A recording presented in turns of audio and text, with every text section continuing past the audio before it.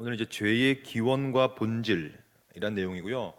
사실 여러분들도 죄인이고 저도 죄인이기 때문에 이 죄의 기원이 어디서부터 오는가, 이 죄라는 것이 어디서부터 오고 그 어디서부터 온 다음에 그 본질이 정확히 뭐냐, 요 내용을 오늘 크게 이제 두 가지를 보려고 합니다. 그래서 요 죄의 기원과 본질은 인죄론에 있어서 가장 첫 번째 위치입니다. 그러니까 죄가 어디서부터 오는가, 그 죄가 무엇인가, 요 두 가지. 그래서 이것을 어떻게 우리 삶에 적용할 수 있을까, 이렇게 보려고 합니다. 이 죄의 기원에 대해서는요, 뭐 너무나 다양한 의견이 있고요. 뭐 죄가 어디서부터 왔느냐, 그것이 뭐 하나님으로부터 왔다, 사탄으로부터 왔다, 인간으로부터 왔다, 뭐 너무나 많은 의견들이 있어요. 근데 사실은 이 죄의 기원에 대해서는 딱 한 가지밖에 말을 하고 있지 않아요. 그것이 뭐냐면 성경입니다. 그러니까 그 어떤 사람들도 이 죄에 대한 기원에 대한 설명을 할 수가 없어요. 예를 들면 교회 역사 속에서 뭐 심리적인 접근, 역사적인 접근, 철학적인 접근, 뭐 되게 많았다는 거예요. 근데 제가 볼 때는 사실은 이 죄를 다룸에 있어서 가장 중요한 것은 성경을 어떻게 보느냐의 관점이겠죠. 왜냐하면 성경이 죄에 대해서 말하고 있기 때문에 죄가 있는 겁니다. 그러니까 무슨 말이냐면 우리가 죄를 지었기 때문에 죄가 있는 것이 아니라 성경에서부터 죄는 시작돼요. 그것이 창세기 3장이죠. 그러니까 핵심은 뭐냐면 오늘 내용은 우리가 아담을 어떻게 볼 것이냐, 예를 들면 아담을 역사적 인물로 볼 것이냐, 상징적 인물로 볼 것이냐, 이게 늘 의견이 분분했단 말이죠. 만약에 역사적 인물로 보면 그 아담이 죄를 지었던 것조차도 역사적으로 이해되는 것이죠. 그러나 만약에 아담이 상징적 인물이다, 그냥 뭐 상징적이고 은유적이고 우화적인 사람일 뿐이었다, 그러면요 죄에 대한 가르침, 창세기 3장의 타락은 상징적이요 우화적이며 그냥 이야기 중에 하나에 불과합니다. 그만큼 중요해요. 그러니까 이 죄를 봄에 있어서 성경을 어떻게 대하느냐의 문제인데요, 여러분과 저는 역사적 사실로 성경을 믿습니다. 아담도 믿고 죄를 지었다는 것도 믿고 심지어 뱀이 말을 했다는 것조차도 여러분 믿죠? 바보십니까? 이거 왜 이렇게 시작하는, 아니 바보예요? 뱀이 얘기했다고요? 말이 됩니까? 말이 됩니까? 이렇게 되는 거예요 요즘에는. 근데 우리는 창세기 3장에서 뱀이 하와를 유혹해가지고 따먹어가지고 이거 다 믿잖아요. 왜냐? 역사적 사실로 믿으니. 그러니까 우리는 죄를 믿는 것입니다. 그렇지 않으면 그냥 죄는 은유고 상징이요 우화적이며. 그래서 여러분 바빙크가 이런 말을 정확히 썼어요. 이 중간말부터 보면요, 창세기 3장이 지극히 중요한 이유가 바로 여기에 있다. 즉 죄에 대해 다루고 있는 우리는 이제 창세기 3장을 존중해야 창세기 3장에 나타난 아담과 하와의 타락, 뭐 이 사탄이 우리를 유혹해가지고 이렇게 막 빠져버렸던 그 타락, 이것들을 우리가 역사적으로 받아들일 때만이 오늘 논의가 되는 겁니다. 창세기 3장은 하나님 앞에서의 인간의 원래 상태, 그거는 죄를 짓기 전 상태를 말하는 겁니다. 죄를 짓기 전 상태와 죄를 저버렸기 때문에 현재 우리도 죄인이니까 그 상태에 대해 진술하는 영감된 증언이다. 즉 창세기 3장이 영감된 증언이 아니라면 사실은 오늘 우리는 모일 이유도 없고 이것을 공부할 수가 없는 거죠. 결국에는 이야기 하나에 불과하니까요. 그럼 여기서 중요한 건 뭐냐면 그 죄라는 것, 타락이라는 것이 창세기 3장의 시작이라면 우리는 여기서 꼭 던져야 될 질문이 하나 있습니다. 그게 뭐냐면 그럼 성경이 진짜 하나님의 말씀이냐는 얘기죠. 그러니까 과연 창세기 3장이 하나님의 말씀인 것을 어떻게 믿을 수 있느냐, 이 문제죠. 이거는 뭐 여러 가지 말을 할 수 있는데요, 사실 성경이 하나님의 말씀인가, 말씀입니까? 그냥 아멘 하시는 거예요? 이유가 있을 거 아닙니까? 증거를 대보세요. 근거를 대보십시오. 여러분들이 갖고 다니는 그 성경이 정말로 하나님의 말씀인가, 아니면 그냥 우리 전부 다 집단적으로 사기를 당하고 있는 것인가? 어떻게 생각하십니까? 이거 어떻게 할 수 있을까요? 즉 바빙크도 말해요. 창세기 3장은 결국에는 진술하고 있는 영감된 증언이다. 그럼 이거 어떻게 알겠냐는 얘기죠. 진짜 성경의 말씀인 것을 어떻게 할 수 있냐는 얘기죠. 이거는 너무나 다양한 근거가 있지만 저는 가장 핵심적인 거 하나 말씀드릴게요. 그게 뭐냐면 어떻게 할 수 있는가? 자증성으로 알 수가 있다고 말을 해요. 자증성. 이 자증성이 뭐냐면 자기가 자기를 증거한다는 뜻입니다. self attesting 하는 거죠. 자기가 attesting 한다. self attesting nature. 자증성. 이게 뭐냐면 성경이 자기를 가리켜서 스스로 말씀이라고 말합니다. 그리고 구약은 신약을 가리켜서, 신약은 구약을 가리켜서 자기 스스로를 우리는 하나님 말씀이다라고 증거한다는 개념이에요. 물론 믿지 않는 사람들과 기독교를 비판하는 사람들은요, 이 자증성 개념을 어떻게 치부하냐면 이거는 결국에는 순환 논리에 불과하다라고 생각해요. 그러면 성경 자신이 자기를 말씀이라고 한다고 해서 그것이 말씀이냐? 그건 순환 논리 아니냐? 이것을 순환 논리의 오류라고 해서 엄청도 비판을 해요. 근데 우리 같은 이제 믿음이 있는 사람들은요, 이게 순환 논리가 아니라 성경이 성경을 증거한다라고 믿는 거죠.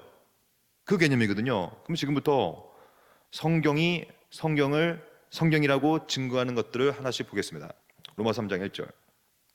그런즉, 이건 이제 로마서는 바울이 쓴 표현 아닙니까? 그런즉 유대인의 나음이 무엇이며 할례의 유익이 무엇이냐? 범사에 많다. 그러면서 사실 바울은 유대인이라든지 율법이라든지 행위구원을 늘 배격했단 말이에요. 비판하고. 근데 이 본문에서는 그래도 유대인의 나음이 있다고 말하고 있어요. 왜냐? 우선은 그들이 뭘 맡았냐면 하나님의 말씀을 맡았다. 이 말은 바울은 구약 성경을 하나님 말씀으로 증거하고 있는 겁니다. 이것을 바로 자증성이라 불러요. 신약 성경이 구약을 가리켜서 이건 말씀이다. 로기아 토우다. 세우다. 하나님의 로기아다. 말씀이다는 얘기죠. 이렇게 신약이 구약을 말씀을 하고 증거하고 있기 때문에 우리는 성경의 증거를 따라간다는 얘기죠. 이런 표현들이 너무나 많이 나옵니다. 사실 로마서 같은 데 보면 또 볼까요? 이 복음은 하나님이 선지자들을 통하여 그의 아들에 관하여 성경에 미리 약속하신 것이라. 여기서도 성경이라는 표현이 뭐냐면 다 구약을 뜻합니다. 그러니까 구약 자체를 성경, 거룩한 기록된 말씀이라고 스스로가 스스로를 증거하는 개념이죠. 그러니까 이 복음은 그냥 우리가 지금 신약 시대에서 말하고 있는 것이 아니라 하나님께서 선지자들을 통하여, 선지자는 누구냐면 성경의 저자들입니다. 특히 구약 저자. 그러니까 구약 저자들이 쓴 책, 그것을 성경이라고 신약 성경이 자기 자신을 증거하고 있는 거죠. 이것을 자증성이라고 불러요. 심지어 여러분, 이때까지 로마서는 신약 성경이 구약 성경을 가리켜서 말씀을 하고 인정하는 것이고요. 지금 보여드릴 구절은 신약 성경이 신약 성경 자체를 성경이라고 인정합니다. 그것이 바로 고린도전서 7장 10절인데요. 이렇게 말하고 있어요. 바울의 가르침. 결혼한 자들에게 내가 명하노니, 그러면서 가로치고, 물론 이제 헬라어 원문에는 가로는 없습니다. 명하는 자는 내가 아니요 주시라. 이게 무슨 말입니까? 바울이 지금 고린도 교회한테 편지를 쓰고 있어요. 근데 이거는 내가 쓰는 게 아니라 주가 쓰고 있다. 이거는 그러니까 사실 제가 만약에 글을 쓴다고 생각해 봐요. 여러분들한테 편지를 보내요. 그럼 뭐라고 쓰냐면 이거는 박지은 목사가 쓴 게 아니라 주가 썼다. 그럼 여러분들 어떻게 해야 됩니까? 저를 고발해야죠. 이단이지. 근데 바울 당시에는 이게 성경을 썼던 시대였기 때문에 이거 내가 너희한테 쓰지만, 내가 편지 너희한테 쓰고 있지만 이거는 내가 쓰는 게 아니고 주가 쓴다. 주라는 개념은 그리스도, 참 하나님을 뜻하는 것이죠. 그러니까 이거는 서신을 쓰고 있는데 이것이 주가 쓰는 말씀이다라고 하면서 신약 성경이 말씀으로 인정하고 있다.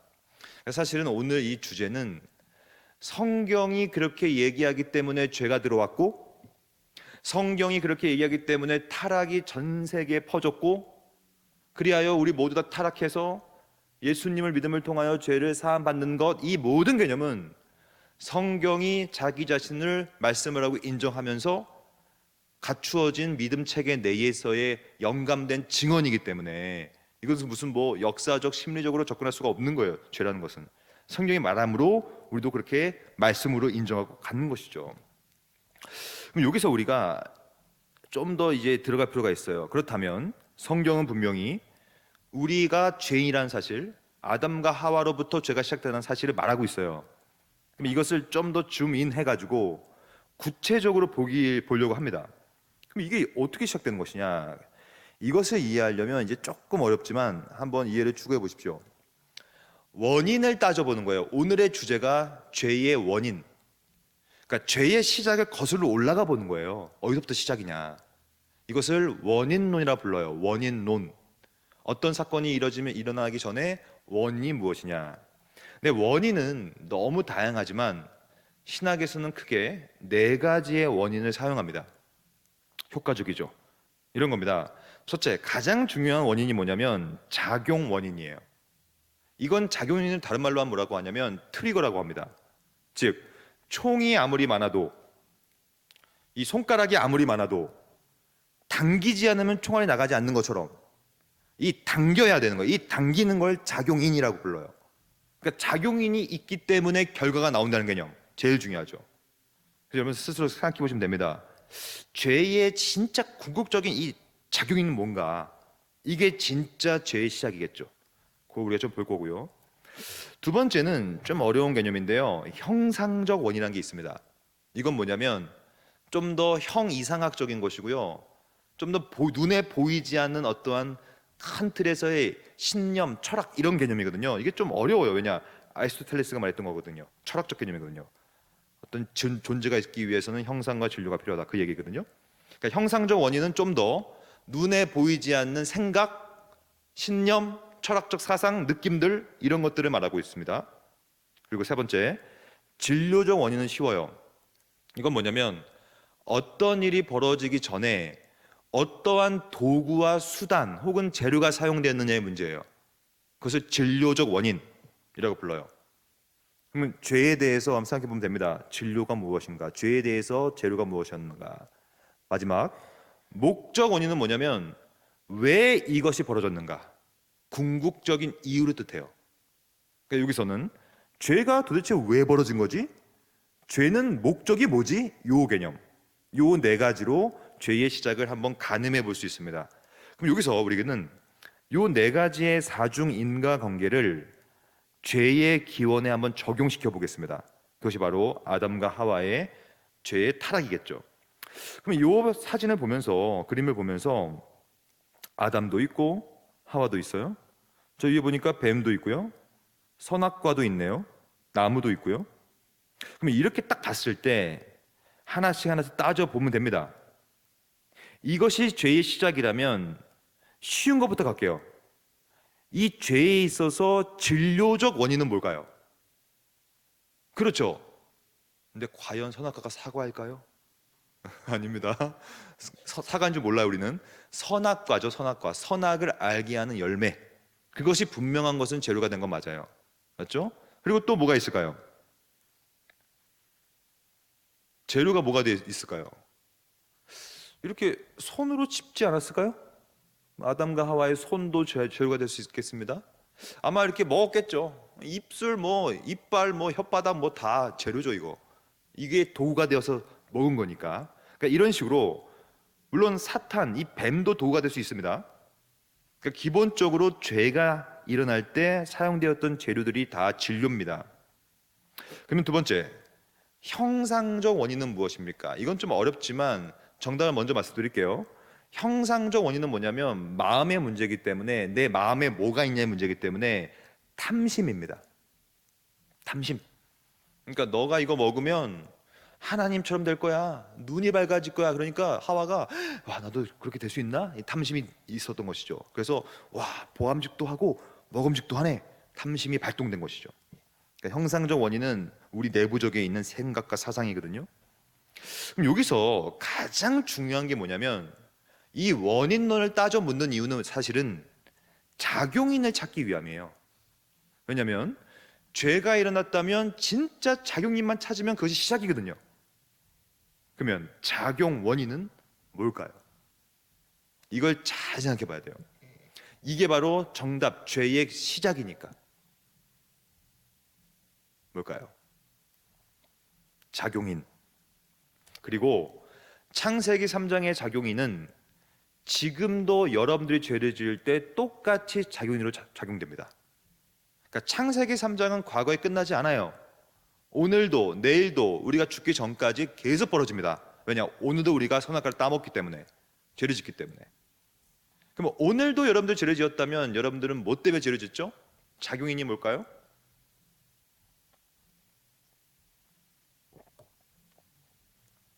볼 것 같아요?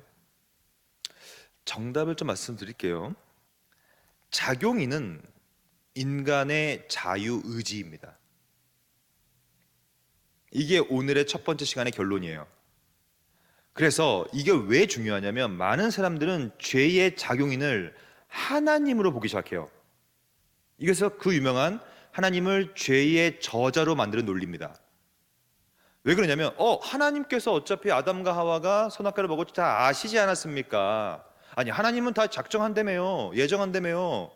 그러면 하나님이 다 시작했잖아요. 하나님이 작용인이죠. 이렇게 시작하는 거야. 그래서 하나님이 죄의 책임을 져야 됩니다. 이게 요즘 현대신학의 논리예요. 하나님을 죄의 저자로 만들고 하나님을 죄의 책임자로 만드는 것. 그것을 막기 위한 논리가 작용인을 인간의 의지로 두는 겁니다. 그게 아주 중요한 내용. 그리고 어떤 사람들은요, 작용인을 자꾸 사탄이라고 얘기해요. 사탄 때문에 그렇죠. 내가 오늘도 죄를 지은 이유는 사탄이 나를 유혹했습니다. 하지만 사탄은 작용인이 될 수 없어요. 사탄은 기껏해야 진료인에 가깝습니다. 왜냐? 오늘도 마찬가지죠. 오늘도 아마 여러분들은 엄청난 갈등 가운데 여기 오셨을 겁니다. 가야 되나 말아야 되나? 가기 싫다. 사탄이 옆에서 야, 뭘 자꾸 가? 그냥 그만 가 이제. 3번이나 갔는데. 근데 그렇게 유혹을 막 해요. 근데 그 유혹을 아무리 해도 결국에는 결정은 여러분이 합니다. 오늘 여러분들이 온 이유는 그것을 무참히 깨버리고 의지가 발동돼서 내가 온 거거든요. 안 올 때도 마찬가지예요. 사단이 아무리 유혹을 해도 내가 결정하지 않으면 죄는 짓지 않습니다. 사탄은 그러므로 기껏해야 진료인에 불과합니다. 그럼 마지막 4번째. 그럼 이 모든 죄, 타락, 목적 원인은 뭘까요? 여러분, 이게 개혁신학, 종교개혁신학의 핵심인데요. 모든 일의 목적 원인은 뭐냐면 하나님의 영광입니다. 여러분, 이걸 잘 기억하셔야 돼요. 심지어 죄조차도, 타락조차도, 지옥조차도 그런 것들이 존재하는 이유는 하나님의 영광 때문인데 왜 그러냐면 죄를 향한 하나님의 공의로우심, 그 공의가 드러나기 때문에 그렇습니다. 그러니까 죄가 갖고 있는 것의 목적 원인도 하나님의 영광이라는 것이죠. 요 4가지를 정확히 파악하면 오늘 첫 번째 시간은 여러분들이 파악할 수 있어요. 죄의 시작에 대해서. 하지만 제가 일부러 결론을 먼저 말씀드렸고요. 하지만 지금 시대는 자꾸 이 사탄과 뭐 다른 것들을 죄의 시작으로 보려고 노력해요. 그래서 예를 들면 과거부터 이 죄의 시작은 사탄이다 라고 얘기하면서 사탄이 작용 원인이다 라고 계속 얘기해 왔었어요. 근데 여러분, 사탄은 작용인이 될 만한 그런 능력이 없어요. 왜냐? 어차피 사탄은 하는 게 뭐냐면 시험하는 것밖에 없어요. 능력이 없으니까 시험한다는 거예요. 그냥 거짓말만 친다는 거예요. 여기 보면 마귀에게서 났으니 처음부터 살인한 자인데 결국에 그 사탄이 하는 건 뭐냐면 거짓말쟁이요. 거짓의 아비가 되었음이라. 그냥 수단으로서 죄를 부추기는 도구에 불과하지 사탄이 뭐 어떻게 할 수가 없어요. 그 사탄이 누구냐? 큰 용이요, 옛 뱀이요, 곧 마귀요, 사탄이요. 여러분, 마귀와 사탄은 같은 겁니다. 그리고 복수형을 쓰면 안 돼요. 마귀와 사탄은 다 단수입니다. 한 존재이기 때문에. 그리고 그 외에 사탄의 졸개들은 다 복수입니다. 귀신들이라고 하죠. 귀신들은 되게 다수거든요. 타락한 천사들이겠죠. 그러므로 사탄은 기껏해야 그냥 뱀일 뿐이고 바알세불로도 번역될 수 있는 것이며 이 세상을 통치하고 있지만 궁극적으로는 망할 것이며 공중의 권세를 잡은 것처럼 보이지만 종교에는 끝날 것이며 그냥 악한 자 정도지 어떤 일에 있어서 뭐 작용인의 역할을 감당할 정도의 깜냥이 되지 않아요, 여러분. 사탄은. 그러면 여기서 아니 그러면 사탄이 도대체 어디서 온 거냐? 그러니까 사탄의 기원은 어디냐라는 논쟁이 또 있었어요. 그러니까 사탄의 기원에 대해서는요, 성경은 딱 두 가지만 말해요. 그 외에는 우리는 침묵해야 되는데요. 첫째는 베드로후서 2장 4절. 하나님이 범죄한 천사들을 용서하지 않는다. 그러니까 분명한 사실은 하나님께서는 천사들을 만드셨는데 그 천사들 중에 일부가 범죄를 합니다. 그러니까 이거는 성경이 정확히 말하고 있어요. 그러니까 모든 천사가 범죄를 안 한 게 아닙니다. 범죄를 했어요. 그러면 어떠한 범죄를 했는가? 그 범죄를 한 내용이 유다서에 딱 한 번 나와요. 그 외에는 안 나옵니다. 이렇게 나오고 있어요. 어떤 죄를 졌냐면 자기 지위를 지키지 않았어요. 그럼 여러분, 천사들의 지위는 뭐냐면 천사들은요, 능력이 막 엄청 뛰어난 존재가 아닙니다. 천사들은 영적인 존재로서 하나님과 하나님의 아들들과 하나님의 사람들이죠. 그리고 우리들을 시종드는 존재예요. 여러분, 천사가 높아요? 우리가 높아요? 우리가 훨씬 높죠. 우리는 하나님의 형상으로 만들어진 존재들인데, 천사는 우리같이 하나님의 형상으로 만들어진 존재를 섬기는 존재입니다. 수종드니라, 이게 다 천사가 하는 말이에요. 천사가 나올 때는 늘 쓰는 용어가 수종드니라, 수종드는 존재죠. 그러니까 원래 천사들은 그 지위가 뭐냐면 높지 않고요, 하나님을 섬기는 자리에 있는 거예요, 자기 지위가. 근데 감히 천사들이 일부가 지위를 지키지 않았던 거예요. 심지어 뭘 떠났냐면 자기 처소를 떠났다는 거예요. 이 처소는 뭐냐면 하나님을 섬기는 그 자리를 떠났다는 것입니다. 그래서 천사들이 했던 가장 강력한 범죄는 결국에는 자기 분수를 모른 채, 그러니까 지위를 지키지 않은 채 자기 처소를 떠난, 즉 피조물인 존재들이 하나님처럼 되고 싶은 교만한 마음 속에서 범죄한 겁니다. 그러니까 자기도 그렇게 범죄했기 때문에 사탄이 하와를 유혹하는 거예요. 똑같이. 야, 너도 먹어도 돼. 먹으면 하나님처럼 될 거야. 너도 너의 지위를 지키지 마. 너는 피조물이 아니야. 너도 하나님 될 수 있어. 이것이 여러분 이사야서에 잘 나오는데요. 너 아침의 아들 계명성이요, 어찌 그리 하늘에서 떨어졌으며 너 열국을 엎은 자여 어찌 그리 땅에 찍혔는고. 네가 네 마음에 이르기를 내가 하늘에 올라 하나님의 물별 위에 내 자리를 높이리라. 교만함이죠. 과거에는 이 계명성을 그리스도라고 보기도 했지만 그렇지 않습니다. 이 계명성은 사탄을 지시하는 개념입니다.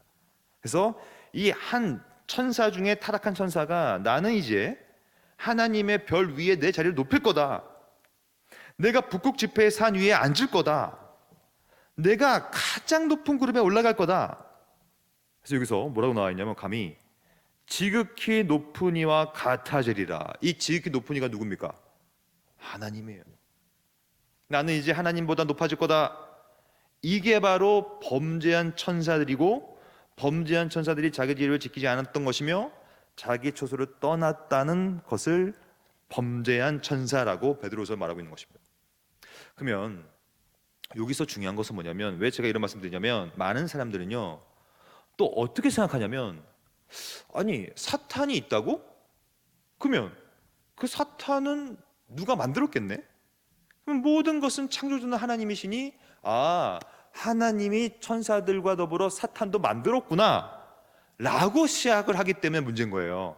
근데 절대 그렇지 않습니다, 여러분. 왜 그러냐면, 말씀드릴게요. 우리는 이것을 사실은 재구성을 해봐야 됩니다, 여러분. 왜냐하면 이 사탄과 천사의 범죄에 대해서는요 성경이 되게 제한적으로 말하고 있기 때문에 이것을 성경적으로 재구성할 수밖에 없는 거예요. 잘 보십시다. 창세기 1장을 보면요 뭐라고 하시냐면, 하나님이 지으신 그 모든 것을 보세요. 뭘 지으셨는가? 크게 두 가지예요. 영적인 존재와 물질적인 존재를 지으셨습니다.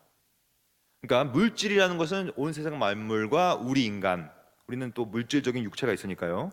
그리고 동시에 물질적인 존재가 없는 영적인 존재라고 하는 천사들, 딱 두 가지 만드셨어요. 성경에 보면 이것을 눈에 보이는 것과 보이지 않는 것들이라는 표현이 나와요. 그게 바로 영적인 존재와 영적이지 않은 존재를 말하는 것인데요.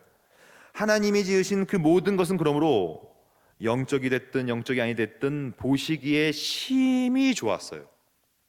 최소한 창세기 1장 맥락에서는 사탄은 있었어요, 없었어요?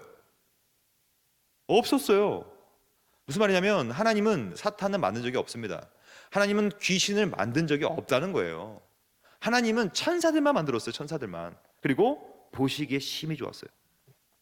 절대 죄는 없었습니다. 사탄도 만든 적이 없어요. 그러나 이상한 일이 벌어집니다. 창세기 1장 31절 상반절부터 이제 보시기에 심히 좋았는데 갑자기 창세기 2장이 지나가면서 창세기 3장 1절에 이상한 말이 나와요.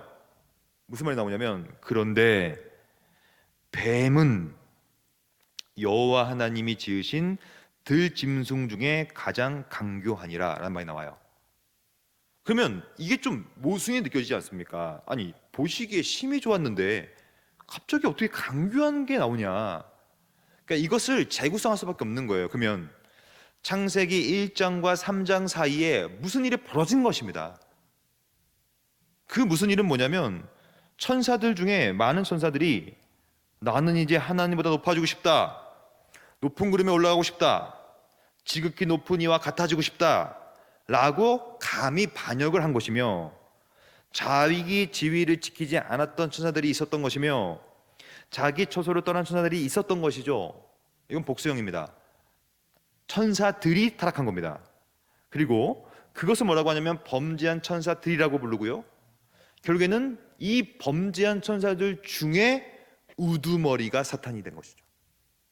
사탄을 만든 적이 없다는 것이죠. 타락해버린 것이죠. 즉 창세기 1장과 창세기 3장 사이에서 엄청난 천상적인 반란 사건이 벌어진 것이고, 그 반란 사건의 시작은 뭐냐면 바로 하나님과 같아지고 싶은 마음, 교만, 자기 지위를 지키지 않았던 마음, 이게 죄의 시작이라는 것이죠. 그래서 바빙크가 이렇게 말합니다. 우리가 천사의 타락에 대해서 아주 조금 알길 수밖에 없는데, 하지만 다른 건 모르겠지만 이것은 알 수 있다. 그 타락의 시작과 원리는 교만이었다. 하와도 똑같습니다. 그거 먹으면 눈이 밝아져서 하나님처럼 되고 싶다고 생각했어요. 교만이죠. 즉 힘과 통치에서 하나님과 같아지려는 의지로부터 타락은 시작되었고, 그 먼저 타락했던 사탄이 하와를 똑같이 유혹한 겁니다. 너도 그거 먹으면 나처럼 하나님과 같아질 거야. 그래서 여러분 디모데 전서에 보면요, 이 사탄의 죄에 대해서 이렇게 또 잘 요약합니다. 새로 입교한 자도 말지니 교만하여져서 마귀를 정죄하는 그 정죄란 말이 나와요. 즉 마귀가 한 범죄는 뭐냐면, 마귀는 사탄이니까요, 교만하여진 겁니다. 교만하여져서 마귀가 정죄받을 텐데, 우리도 죄를 지으면 마귀가 받는 그 정죄를 받아요. 왜냐? 죄라는 것은 교만한 것이거든요. 그럼 여기서 왜 죄는 교만한 것일까요? 여러분들도 오늘 죄를 지었을 겁니다. 저도 마찬가지예요. 죄라는 건 뭐냐면 하나님의 법을 어기는 겁니다. 하나님은 우리의 왕이시고요, 하나님은 지극히 높은 분이에요. 그분은 우리에게 명령하셨어요. 이렇게 하고 이렇게 하고 이렇게 하고, 이렇게 하지 말고 하지 말고 하지 말라. 다 알고 있죠 우리는. 근데 오늘도 하나님의 왕의 명령을 내가 왕이 돼서 무참히 저버리는 게 죄예요. 왜냐하면 하나님을 왕의 위치에서 끌어내리는 겁니다. 그리고 나를 그 왕의 위치에 높이는 것이 죄예요. 왜냐하면 내가 원하는 걸 하겠다는 거니까. 내 마음속에 양심이 있기 때문에 막 부딪혀도요, 결국에는 내가 해버려요 죄를. 왜냐하면 내가 왕이니까. 그게 죄입니다. 교만이죠. 많은 사람들은 오해하는데요, 그러면 사탄은 엄청난 존재인가? 아닙니다. 사탄과 귀신들은요, 꼭 기억하세요, 피조물이에요 여러분. 그러니까 이 헐리우드 영화가 모든 걸 망쳤다니까 여러분. 여기 혹시 영화계 종사하는 분 있습니까? 이 영화가 문제가 뭐냐면 절대 선과 절대 악이 1대1로 싸우는 구도를 만들어가요. 반지의 제왕 보십시오. 사우론, 그 절대 악, 절대와과 절대선이 1대1로 싸운다? 가당치 않은 말이죠. 사탄과 하나님이 1대1로 싸운다? 말도 안 되는 얘기죠. 왜냐? 사탄은 피조물 중에서 범죄한 피조물에 불과해요. 무슨 능력이 없어요. 아무 능력이 없죠. 사탄과 귀신들은요, 기껏해야 창조주 하나님, 사탄은 만들지 않았지만 천사들을 만드셨기 때문에 창조주죠. 창조주 하나님의 통제 아래에서 굉장히 제한적인 범위 내에서만 역사할 수 있어요, 사탄은. 그리고 제한적인 능력을 갖고 있어요. 왜냐? 피조물이니까. 그러면 아마 제가 이런 강의를 할 때 꼭 하나 질문이 나오는 게 있어요. 그러면 교수님, 그 무속신앙 하는 사람들 보면 막 동자승이 와가지고 막 장군신이 와가지고 막 얘기해 줘가지고 우리의 앞길을 다 맞추고 과거를 다 맞추는데 그거 어떻게 된 겁니까? 사탄도 귀신들도 전지한 거 아닙니까? 아니에요. 여러분, 사탄과 귀신들이 앞길을 내다볼 능력은 없고요. 근데 왜 과거 일은 맞추냐? 맞추죠. 사탄은 과거부터 존재해 왔으니 우리의 과거를 다 봤어요, 사탄은. 그러니까 맞추죠, 당연히. 근데 사탄은 우리의 앞길은 못 맞춥니다. 못 맞춰요. 그리고 왜 앞길을 확률적으로 또 맞춘 느낌이 나냐면 언제나 우리 주변에는 사탄과 귀신이 있거든요. 우리를 관찰하고 있거든요. 어떻게 관찰하냐면 우는 사자처럼 언제 죄를 집어삼킬까 늘 보고 있어요, 사탄이. 우리를 죽이려고. 그러니까 우리를 관찰하기 때문에 우리의 행동 패턴과 우리의 삶의 양식과 모든 것들을 관찰한 결과 앞길을 그냥 때려 맞추는 것뿐인 거예요. 근데 전지한 건 없는 거예요. 관찰의 결과죠. 솔직히 제가 여러분들 한 명을 찍어가지고 한 10년 동안 쫓아다니는 거야, 계속. 그러면 여러분들이 앞으로 어떤 일을 할게 대충 보일걸요? 행동 양식이라는 게 있으니까. 그런 식인 겁니다. 사탄과 귀신이 무슨 전지전능합니까? 말이 됩니까? 욥기에서 잘 나와 있어요. 사탄은 여호와께 명령을 받는 자입니다. 여호와께서 사탄에게 이르시되 너는 욥의 소유물을 내가 너에게 다 맡길게. 너는 근데 몸에는 절대 손대면 안 된다. 즉 사탄은 우리의 생명을 어떻게든 앗아갈 수 없어요, 여러분. 생명은 오로지 여호와께 속한 것인즉, 그러니까 어디 감히 사탄이 생명을 해합니까? 말도 안 되죠. 그러니까 절대 사탄은 우리의 생명에, 영혼에 뭔가 해악을 끼칠 수가 없어요. 그러니까 죽일 수는 없다는 얘기죠. 사탄이 곧 여호와 앞에서 물러갑니다. 사탄이 무슨 감히 하나님과 일대로 싸웁니까? 물러가는 존재지, 그냥. 피조물의 하나인데. 어차피 나중에 무적행에 들어갈 존재인데. 여호와께 사탄에게 이르시되 내가 그를 내 손에 맡기노라. 하나님의 통제와 하나님의 다스림 아래서 모든 일이 벌어집니다. 다만 그의 생명은 해하지 말지니라. 그래서 여러분, 사탄이라는 존재는 감히 무슨 죄의 시작도 될 수 없는 존재입니다. 그냥 도구에 불과하고 그냥 진료에 불과해서 거짓말만 치는.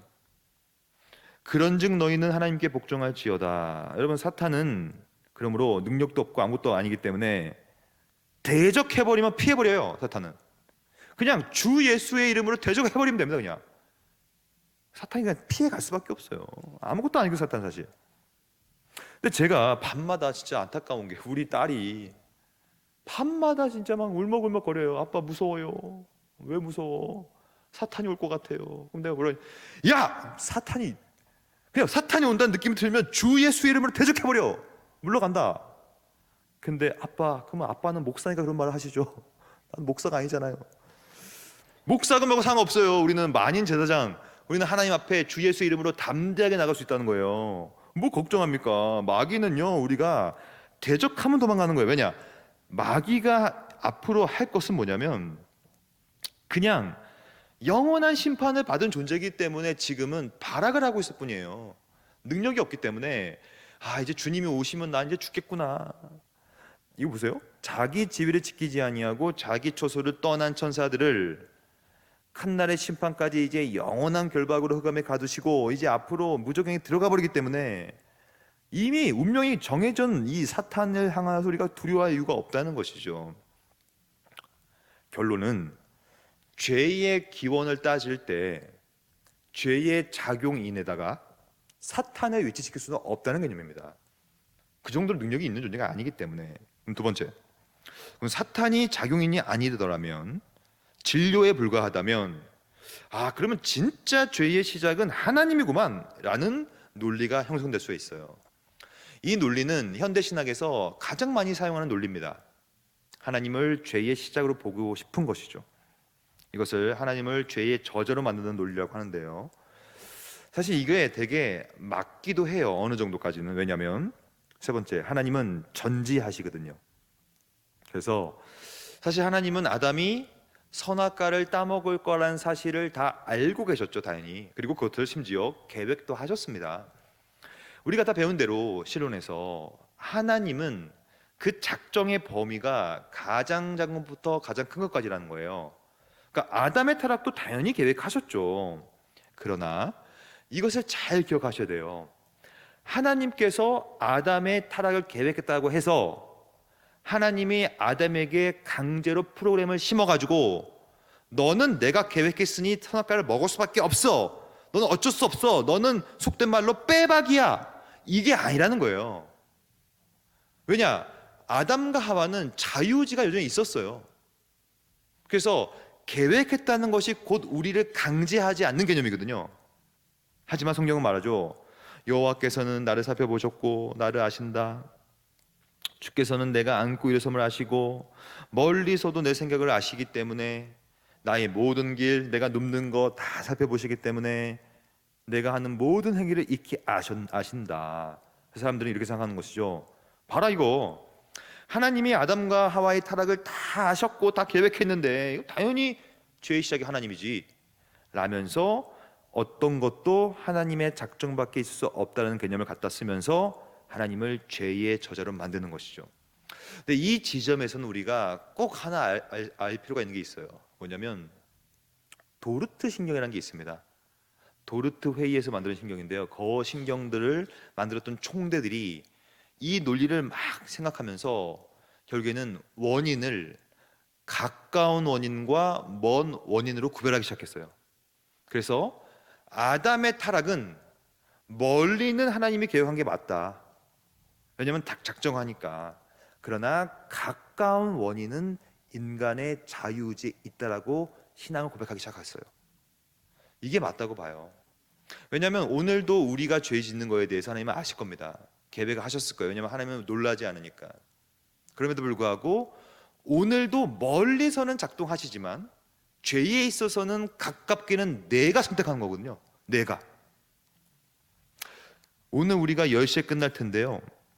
오늘이 가기 전까지 2시간이 남겠네요. 2시간 동안 여러분 죄 지을 거예요, 안 지을 거예요? 아마 지을걸요? 근데 그 죄는 지었다면 하나님의 작정 아래서 지을 겁니다. 하지만 여러분의 선택으로 지을 거예요. 그렇잖아요.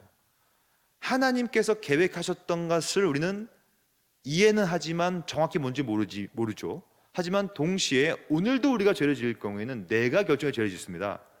가까운 원인은 나죠. 그러나 우리가 늘 이걸 곱씹어야 될 필요가 있어요. 사실 모든 것의 시작은 하나님의 내적 사역이다. 이거 기억하십니까? 기억을 못하실 줄 믿습니다. 이거 우리 신론 때 다 아주 그냥 제가 엄청 강조한 내용인데 이게 뭐냐면 어떤 일이 벌어지는 것을 외적 사회라 불러요. 하나님의 외적 사역, 시 공간에서 벌어집니다. 그래서 오늘 우리가 시 공간에서 죄를 짓는 것도 아담과 하와가 에덴 동산에서 죄를 지었던 것도 맞아요. 다 하나님의 내적인 사역, 작정에 근거한 건 맞아요. 다 마찬가지겠죠. 모든 것은 하나님의 작정 안에 있으니까. 그럼에도 불구하고 타락을 말할 때는 하나님이 작정을 멀리서 작용시키게 만드는 거예요. 먼 원이라고 얘기하는 것이죠. 먼 원인으로 작동하고 가깝게는 누가 하냐면 바로 인간이 한다. 이게 오늘 첫 번째 핵심 논리인데요. 잘 보십시다. 그러면 죄의 작용인은 아까 우리가 봤던 사탄도 아니요 하나님도 아니라면 그럼 진짜 작용은 누구냐? 바로 아담의 자유 선택 의지. 오늘도 죄를 짓는다면 그러므로 사탄이 재료가 되어서 진료가 되어서 여러분들을 지금 부추기고 있는 거예요. 동시에 하나님은 그 모든 것을 멀리서 작동하고 계시겠죠. 왜냐하면 이분은 놀라지 않으시니까. 그러나 가깝게는 왜 죄를 짓냐면 오늘도 창세기 3장부터 시작하여 오늘까지 여러분과 저 영혼을 가진 인간의 선택을 통하여 죄를 짓게 되는 겁니다. 사실은 아담은 선악과를 잡고 나서 이것을 딱 손을 펴서 떨어뜨릴 수 있었어요. 안 떨어뜨렸어요. 그리고 이것을 갖다가 입에 물었어요. 근데 안 씹을 수 있었어. 근데 씹어. 그리고 이거 씹고 나서 얼마든지 삼키지 않을 수 있었거든요. 근데 자기의 의지로 삼켰어요. 삼켜도 이거 삼키면 안 되는데? 해가지고 손에다가 목에다 속 넣어가지고 토할 수 있었어요. 근데 안 토해. 얼마든지 토할 수 있으면 토할 수 있는데 안 토한단 말이에요. 그리고 꿀꺽 먹어버렸어요. 얼마나 이게 맛이 있는지 모르겠어요. 선악과가 드셔본 적 있으세요? 없잖아요. 맛을 모르겠지만 그러니까 이것을 맛보고 아마 또 먹을 수 있어요. 이 모든 것을 하나님은 멀리서 작동을 하시지만 끊임없이 우리를 로봇으로 대하지 않기 때문에. 잘 보십시오. 아담은 로봇이 아니었기 때문에 하나님은 아담에게 계속해서 의지를 줍니다. 자유의지를 줍니다. 그럼 여기서 여러분들이 아마 논리적인 모순이 부딪히게 될 겁니다. 아니 교수님, 그래도 어차피 인간이 하지만 그것조차도 하나님의 계획 아닙니까? 그러면 결국에는 하나님의 죄의 책임이죠. 여기서 우리는 신앙을 고백할 필요가 있어요. 어떤 신앙의 고백이냐면 바로 이것을 신적 협력이라고 부르는데요. 하나님을 어떻게 믿어야 되냐면 하나님을 전능한 분으로 믿어야 됩니다. 전능이 뭐예요? 능치 못함이 없어요. 다 할 수 있다는 거예요. 그러므로 전능하신 하나님은 자신이 모든 것을 다 작정하고 계획하지만 전능하기 때문에 우리에게 완전한 자유를 줄 수 있다라는 고백이에요. 이거는 논리적인 고백이 아니라 신앙의 고백입니다. 그리고 이 신앙의 고백은요, 실존적으로도 맞는 고백이에요. 왜냐? 오늘도 마찬가지겠거든요. 솔직히 오늘 여러분들 오셨지만 안 올 수 있었잖아요. 솔직히 말해서 안 올 수 있었어요. 그리고 안 온다고 해서 제가 여러분 집에 찾아가지 않습니다. 어떻게 찾아가? 그냥 안 오셨으면 안 오시는 자유가 있기 때문에 안 오실 수 있다는 거예요. 그러니까 여러분들은 무한히 자유롭다는 거예요 지금. 근데 여러분들이 만약에 안 오신다면 하나님은 그걸 보고 놀랄까요? 안 놀라죠. 여러분들이 만약에 안 오신다는 것은 이미 영원 전부터 전지전능한 분께서 그걸 다 알고 계획했던 것입니다. 근데 그 계획이 여러분들의 자유를 침해하지 않지 않습니까? 오늘도 우리는 무한히 자유로워요. 이렇게 서볼까? 그냥 자유롭죠? 이렇게 해볼까? 그냥 자유롭다 진짜. 돌까? 얼마나 여러분 저는 진짜 너무 자유로워. 근데 제가 지금 왔다 갔다 했잖아요. 이거 하나님의 작정하에 있을까 없을까요? 있어요. 하나님은 제가 이렇게 막 하지만 하나님은 절대로 놀라지 않아요. 왜냐? 이 모든 걸 다 계획하기 때문에. 그러나 저는 지금 무한히 자유로워요. 이 논리 내에서 죄의 시작이 시작됩니다. 하나님께서 먼 원인으로 다 작동하시지만 결국에는 아담의 상태는 여기 두 번째, 죄를 지을 수 있고 죄를 짓지 않을 수도 있었던 상태였기 때문에 죄를 타락하기 전에는. 그러므로 심지어 우리가 배운 내용, 넓은 의미와 심지어는 좁은 의미의 형상까지도 갖고 있었어요. 타락하기 전이니까. 이게 뭐냐면 참 거룩, 참 의로움, 참 지혜, 이런 게 다 갖고 있었다는 거예요. 그러니까 완벽한 자유의지, 할 수도 있고 하지 않을 수도 있는, 때가 묻지 않은 자유의지를 갖고 있었기 때문에 얼마든지 아담은 안 할 수 있었어요. 근데 해버렸어요. 그러므로 죄의 진짜 기원은 뭐냐면 인간의 자유의지입니다. 그래서 하나님은 죄를 지은 아담과 하와를 뭐라고 하냐면 저주를 퍼부어요. 너가 했구만. 너가 너의 책임을 져라. 오늘도 마찬가지. 오늘도 죄를 지었다면 여러분 남 핑계 댈 수 없습니다. 하나님께서 계획했으니까 졌죠. 사탄 때문에 졌습니다. 아니요. 여러분의 결조로 지은 겁니다. 여러분 책임져야 돼요. 그게 죄의 시작이에요. 이것을 요약해 보면요, 인간 본성의 사중 상태라는 개념이 있어요. 이거에 대해서 더 알고 싶으시면 토머스 보스턴이라고 하는 신학자가 쓴 인간 본성의 사중 상태라는 책이 있습니다. 한글 번역에 나와 있어요. 한번 사서 보시면 좋을 것 같고요. 이 네 가지 중에 이제 우리는 첫 번째로 보고 있는데요, 타락하기 전에 아담의 상태는 죄를 지을 수도 있었고 죄를 짓지 않을 수도 있었어요. 그것이 첫 번째 상태입니다. 근데 안타깝게도 자신의 자유의지가 작용인이 됨을 통하여 죄를 저버려 버렸어요. 그냥. 그러니까 두 번째, 타락을 해버렸습니다. 타락을 하고 나서는 어떤 상태가 되냐면 이제 더 이상 죄를 짓지 않을 수가 없는 상태가 되어버립니다. 이게 바로 여러분과 제가 예수 믿기 전 상태, 불신자의 상태. 그냥 죄를 짓지 않을 수가 없기 때문에 늘 져요. 죄를 짓지 않고 싶은 마음도 없지요, 이 상태는. 근데 예수를 믿으면, 그리스도 십자가를 믿으면 이제 상태가 바뀌어요. 거듭난 상태라고 하죠. 어떤 상태냐면 죄를 이제는 최소한 한 번이라도, 최소한입니다, 최소한 한 번이라도 안 지을 수도 있는 상태가 됩니다. 왜냐? 성령 때문에 그래요. 성령께서 우리와 함께 하심을 통하여 친히 말할 수 없는 탄식으로 간구해 주시고 도와주시고 계속 말씀을 깨닫게 만들어 주셔서 한 번쯤은 안 지을 수 있게 만들어 줘요. 근데 또 줘요. 우리는 또 왔다 갔다 하는 겁니다. 이게 바로 신자의 상태, 성화의 상태라고 불러요. 그리고 우리는 성화의 상태를 주님이 오시기 전까지 그렇게 살아내는 거고요, 주님이 오시면 우리의 상태는 확 바뀌는데요. 왜냐? 부활을 하기 때문에 이제 더 이상 죄를 지을 의지조차도 없는 상태가 됩니다. 그럼 여기서 중요한 질문 하나 던져볼게요. 첫 번째, 두 번째, 세 번째, 네 번째 상태 중에 첫 번째 상태와 네 번째 상태를 봤을 때 첫 번째 상태가 더 좋을까요? 네 번째 상태가 더 좋을까요? 그렇죠. 많은 사람이 이거 오해합니다. 즉 타락 전 상태가 더 좋다고 생각해요. 아니에요. 타락 전 상태가 더 좋지 않은 이유는 뭐냐면 그때 상태는 죄를 또 지을 수 있기 때문에. 그러니까 첫 번째 상태는 물론 타락 전이지만, 그래서 순수하게 보이지만 그러나 죄를 지을 가능성이 있는 상태예요. 근데 영화가 되면요, 이제 더 이상 죄를 지을 가능성조차도 없는 상태, 영화돼 버리기 때문에, 즉 의지가 발동이 안 됩니다. 죄를 향한 의지가. 그러니까 요 네 가지 상태를 우리가 볼 필요가 있고요.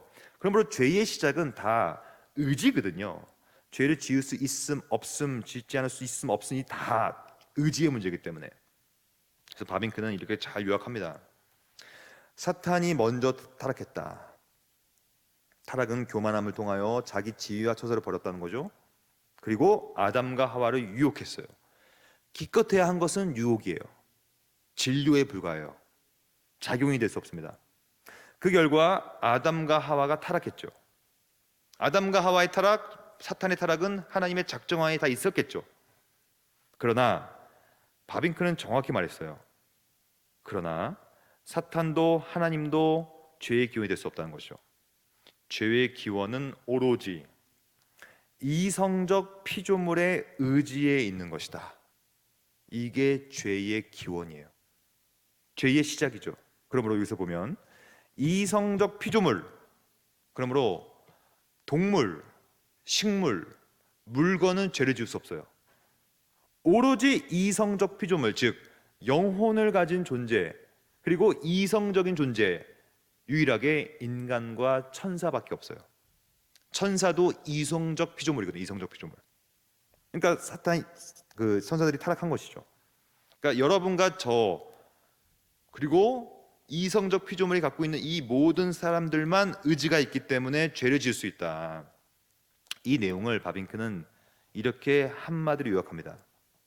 죄는 그러므로 피조물의 의지에 의해 발생되었다. 즉 의지가 죄의 작용인이다.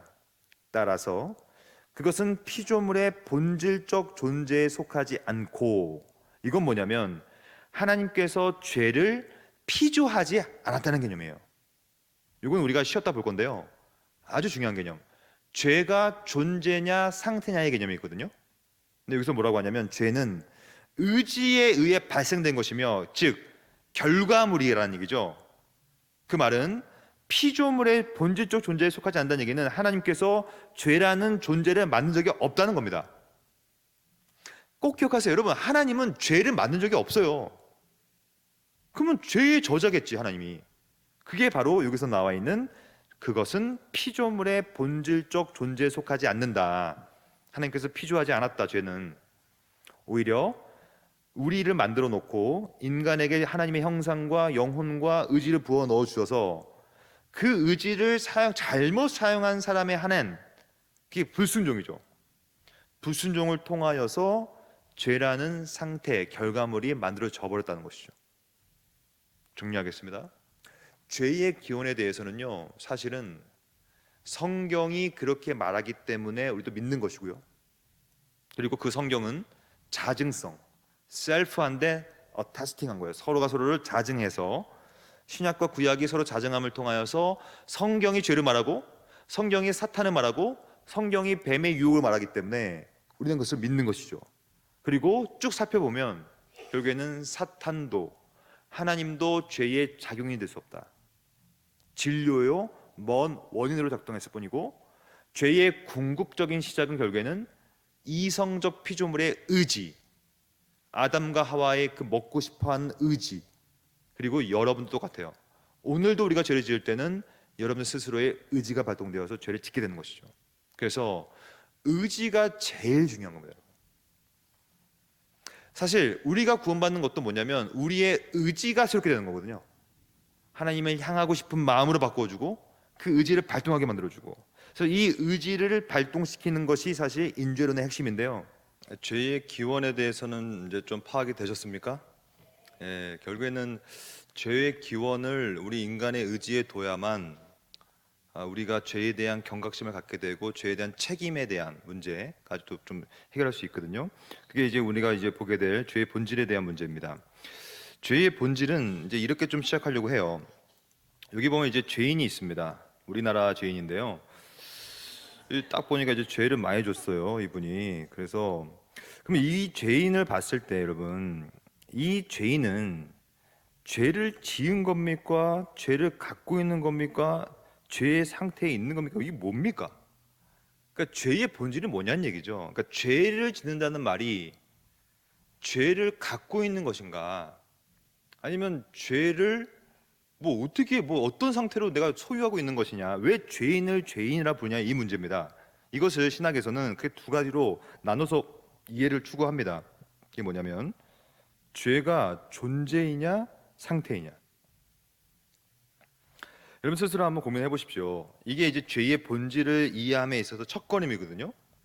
즉 여러분도 죄인이란 말이에요. 저도 죄인이고, 그러면 죄인이면 여러분들한테는 죄가 있는 겁니까? 아니면 죄를 지은 상태입니까? 이 문제예요. 존재일 것 같아요, 상태일 것 같아요? 만약에 여러분 이 죄가 존재라면 여러분들 죄인이잖아요. 죄를 보여줘봐요. 보여줘봐요, 빨리. 근데 아마 죄인이지만, 그러니까 죄인임에 대해서는 우리가 인정하겠지만 죄를 보여달라고 하면 어떻게 보여줄 수가 없어요. 왜냐? 우리 몸이요, 이미 다 이 DNA가 구조가 잡혀 있잖아요. 이 게놈 지도가 완성되어 있고 염색체가 있고, 아무리 봐도 거기 안에 죄가 있을까요, 없을까요? 없어요. 죄라는 것이 세포 형태로 있지도 않고요, 염색체 형태로 있지도 않고요. 이것은 뭐라고 하냐면 죄는 그래서 실제론적이지 않다는 개념이에요. 실제라는 건 뭐냐면 존재하여서 보여야 되거든요. 예를 들면 암 환자 생각해 봅시다. 암 환자. 암 환자들은 쫙 보면요, 암 세포가 거기 있습니다, 실제로. 그러니까 존재가 있는 거예요. 그러니까 암 환자죠. 근데 죄인의 특성은 뭐냐면 죄가 보이지 않아요. 그러니까 있고 없고는 있는데 그것이 존재론적으로 있지는 않는다는 개념이죠. 그럼 이게 그러면 반대로, 그럼 죄는 그러면 상태일 뿐이냐? 그럼 이 상태는 어떤 상태냐? 어떻게 되어야 죄의 상태가 되느냐? 이 문제. 그래서 이게 굉장히 논쟁이 심했어요, 여러분. 근데 이게 뭐 양가적 가치라고 해서 두 가지 다 갈 수 있는 문제가 있어요. 죄가 존재로도 볼 수 있고 상태로 볼 수 있는데, 하지만 성경 전반은 존재보다는 조금 더 상태로 이해합니다. 그러니까 죄의 본질은 존재라기보다는 상태에 더 가까워요. 성경을 좀 보면서 죄의 본질의 상태성을 좀 살펴보려고 합니다. 야고보서 1장 14절부터 15절 말씀인데요. 이렇게 말하고 있어요. 죄의 본질을 잘 설명하고 있는데요. 오직 각 사람이 시험을 받는 것은, 그러니까 이 시험은 우리가 배운 대로 진료적 원인은 사탄이겠죠. 어떤 사탄의 유혹과 사탄의 어떤 역사의 경험치에 의한 시험, 이런 것들이겠죠.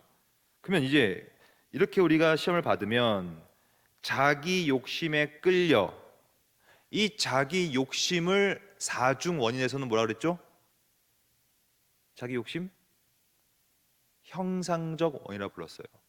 좀 더 형이상학적이고 관념적인 원인이기 때문에 자기 욕심에 끌려서, 즉 시험을 받는 것 진료적 원인으로, 우리의 형상적 원인으로 통하여서 미혹이 되는 거예요. 그러므로 죄는 미혹된 상태겠죠. 그러니까 미혹이라는 것이 내 안에 있는 것이 아니라 존재로서 내가 진료적 원인과 형상적 원인에 끌려서 미혹을 당한 상태가 죄예요. 그 상태죠. 그래서 욕심이 잉태를 해버린 상태, 죄가 나아져 버렸던 상태, 그리고 죄가 계속 장성하여서 사망에 이르게 하는 상태. 그래서 오늘 우리는 생명을 갖고 살지만 영적으로 봤을 때는 죽어 있는 상태. 그러니까 이게 무슨 죄가 존재론적으로 있는 것이 아니라 그런 상태를 뜻한다, 이러한 내용을 지금 말하고 있는 것인데요. 성경은 이 외에도 다양한 말을 합니다. 창세기 13장 13절, 소돔 사람은 여호와 앞에 악하며 큰 죄인이었더라. 즉 죄가 상태라면 그 상태는 무슨 상태냐면 여호와 앞에 서 있는 상태입니다. 여호와 앞에 선 상태. 여호와 앞에 서면 예수라고 하는 보혈의 피를 지나지 않는 한 우리는 죄악된 상태로 인정받기 때문에 여호와 앞에서 악한 거로 인정받는 상태, 즉 큰 죄인. 왜냐하면 여러분, 죄냐 죄가 아니냐, 죄악된 상태냐 아니냐는 기준은 하나님입니다. 하나님 봤을 때 내 법을 어겼으면 죄의 상태고, 그렇지 않으면 죄의 상태가 아닌 것이죠. 여호와 앞에서 기준이에요. 여호와 앞에서 하는 것이죠. 그래서 이것을 요한 1서에는 뭐라고 나와 있냐면, 그것이 바로 아디키아라고 하는 모든 불의이다. 즉 의로움이 없는 상태, 의로움이 없는 상태가 곧 죄입니다. 그래서 웬만하면 다 사망에 이르는데 또 사망에 이르지 않느냐는 죄도 있도다 이러면서 결국에는 죄를 지으면 죄의 사망에 이르는 상태로 빠지게 된다. 이 아디키아는 뭐냐면 의롭고 거룩하고 건전한 형태의 반대를 말하는 겁니다.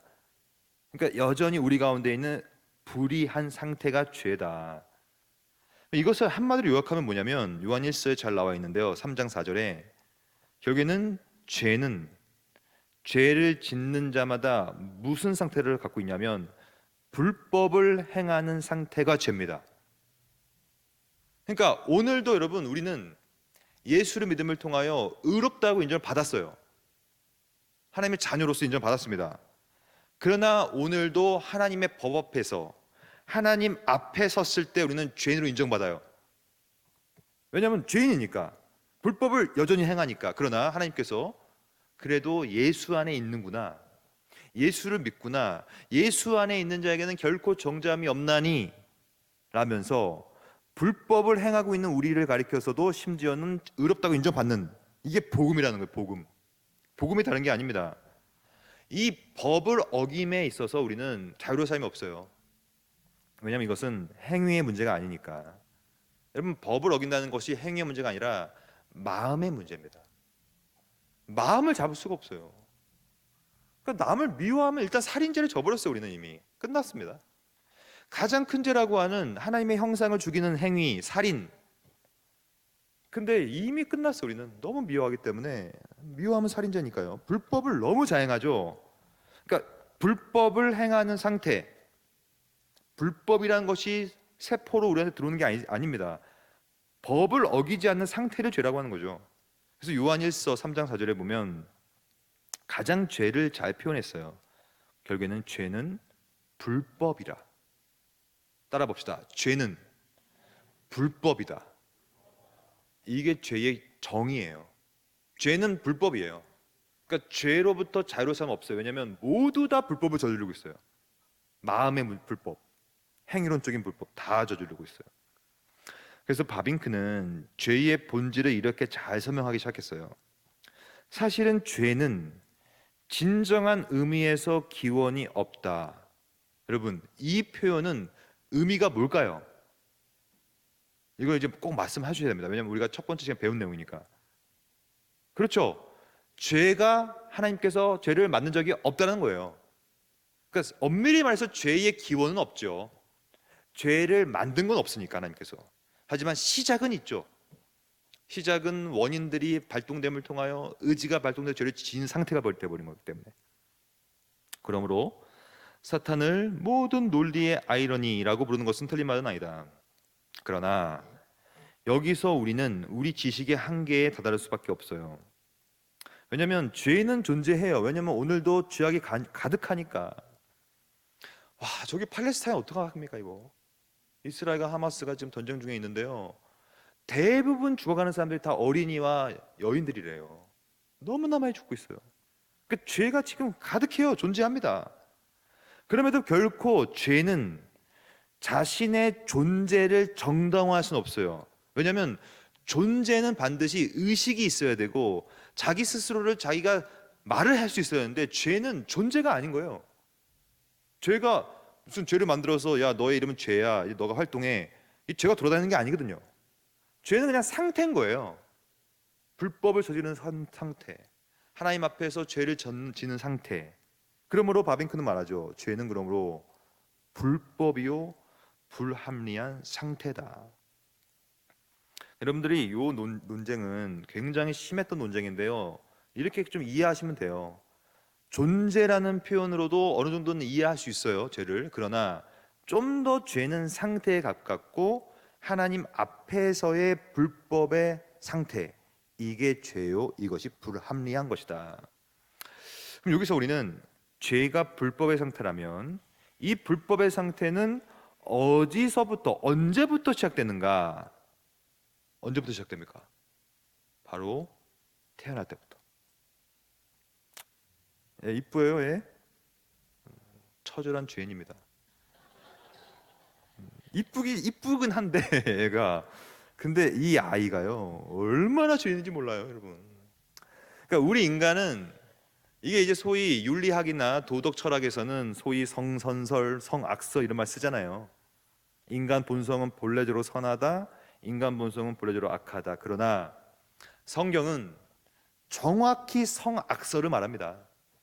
본성 자체가 악해요. 인간 본성은 원래 본래적으로 악하고, 여러분들 아마 애를 낳아서 키워보신 분들 다 공감할 겁니다. 여러분, 갓난아기 죄인의 괴수. 와, 나 그런 괴수들이 없어요. 제가 우리 첫째 딸을 낳고 와, 나 진짜 우리 부부가, 그러니까 우리 아내가 이제 첫 모유수유를 하는데요. 너무 애들이 이제 힘들게 하니까 모유수유가 얼마나 힘듭니까? 그래서 뭐 새벽에 자고 있는데 그 갓난아기들은요 죄인의 괴수기 때문에 자기가 배고프면 새벽 3시가 됐든 4시가 됐든 그냥 울어버려요. 와, 좀 이기심이 너무 강하지. 부모를 절대 배려하지 않아. 제가 미국에서 애를 둘 다 낳았는데요, 제가 조깅을 하다가 다리를 다쳤어요. 다리가 다쳤으니 애를 어떻게 안습니까? 제가 저도 쩔뚝거리는데. 근데 안 안아준다고 막 그렇게 떼를 쓰는데 제가 그걸 보면서 와, 이 죄인의 괴수구나 너는. 야, 아빠 이 팔 안 보이니?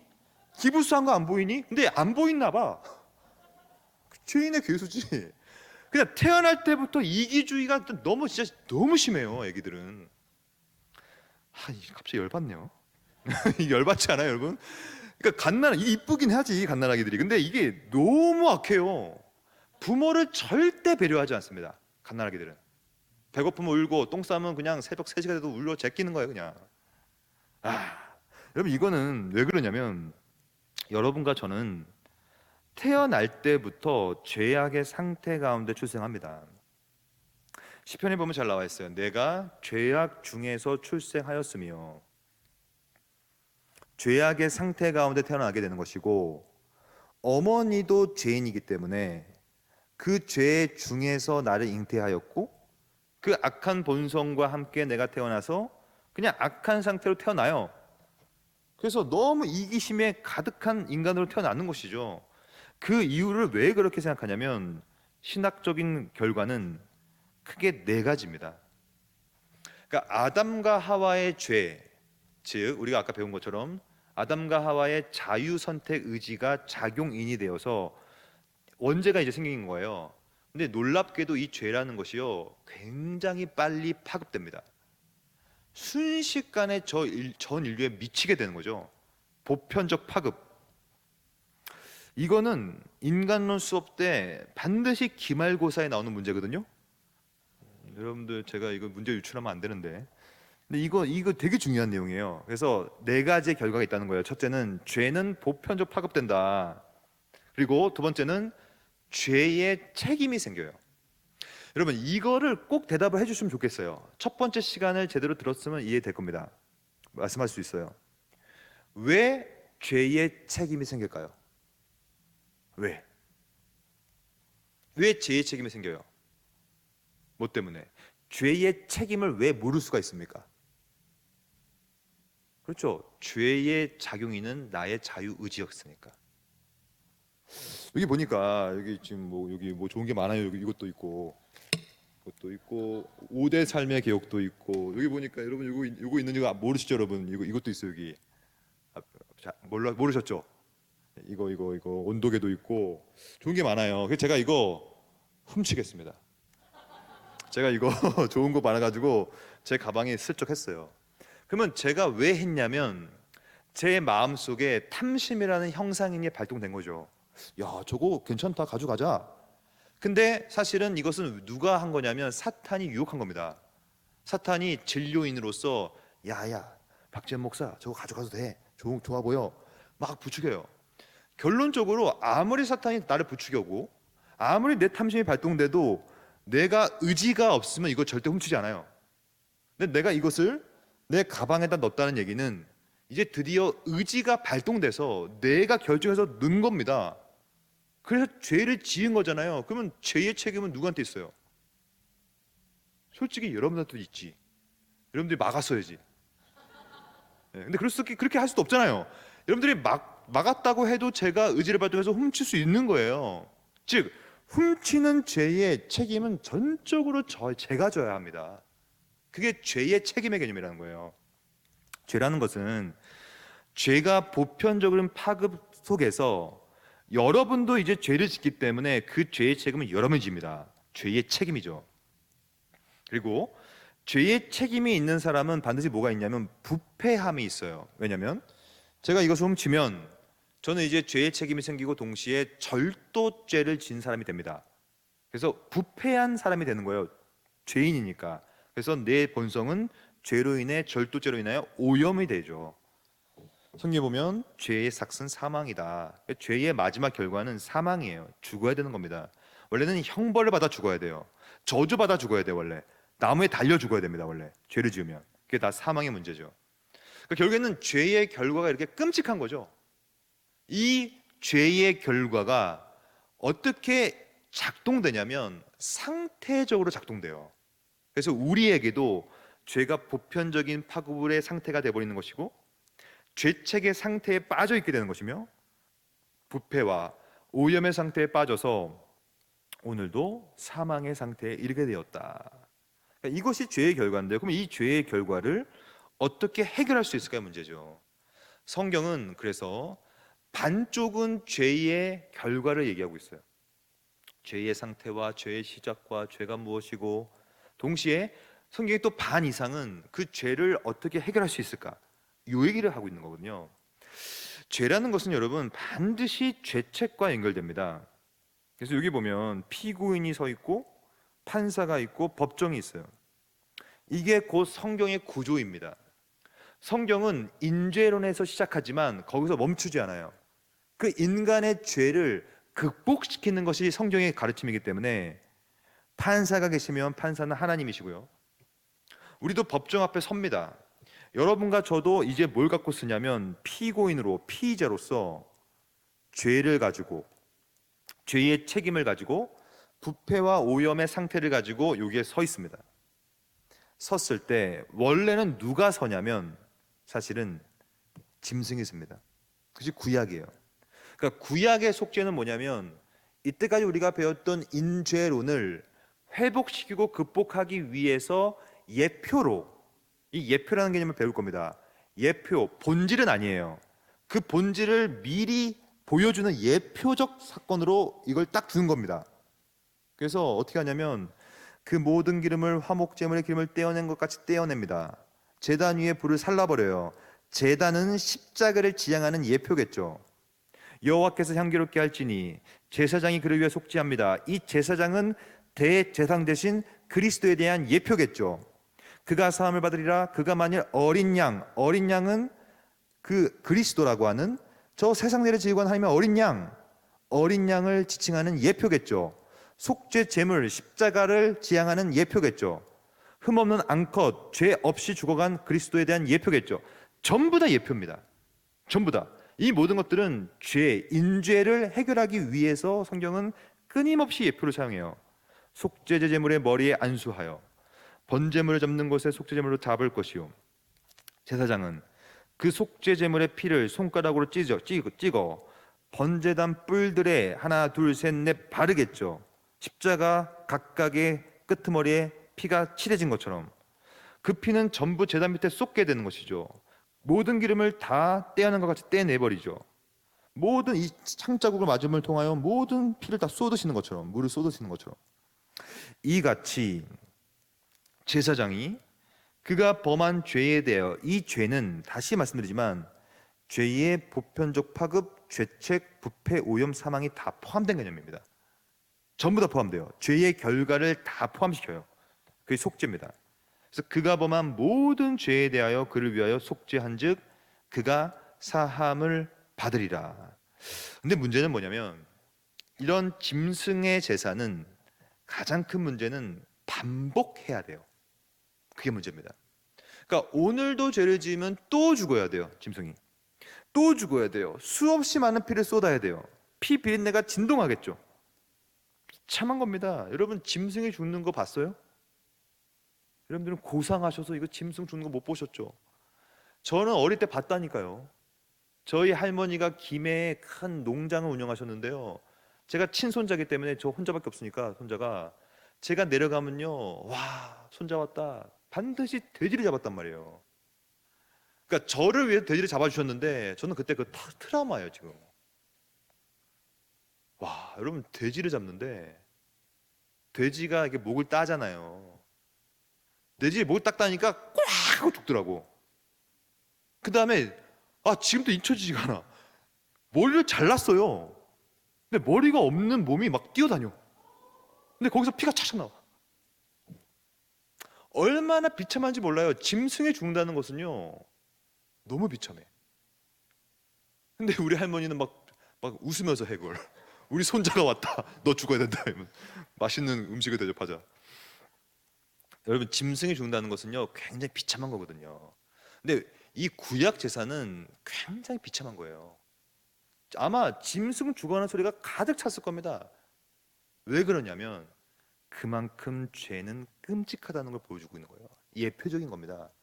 죄를 지으면 이렇게 누가 죽어야 되고 고통당해야 되고, 뭐 짐승이 괜히 소리 지르겠어요? 아프니까 소리 지르겠지 자기도.